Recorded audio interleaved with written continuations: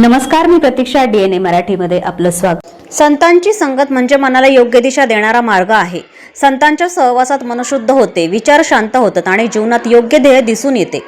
संतांच्या मार्गदर्शनानं मनाचा प्रवास ईश्वरापर्यंत पोहोचतो.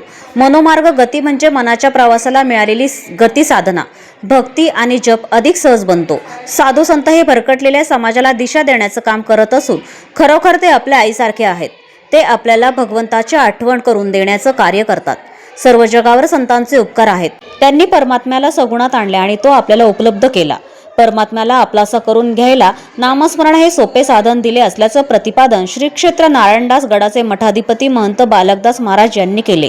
गेवराई तालुक्यातील मौजे गुंतेगाव या ठिकाणी सुरू असलेल्या अखंड हरिनाम सप्ताहात मंगळवार दिनांक 31 रोजी सायंकाळी 6व्या दिवशीच्या कीर्तनरूपी सेवेत शेवगाव तालुक्यातील बालमटाकी शेकटे बुद्रुक येथील श्री क्षेत्र नारायणदास गडाचे मठाधिपती महंत बालकदास महाराज हे आपल्या रसाळ वाणीतून भाविकांना उपदेश करताना बोलत होते.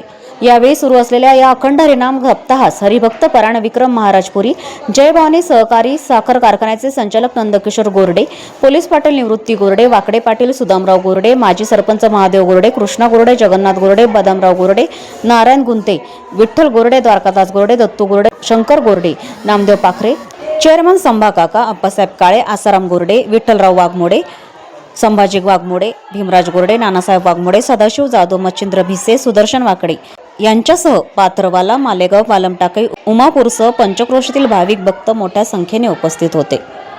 प्रतिनिधी इसाक शेख, DNA मराठी, शेवगाव.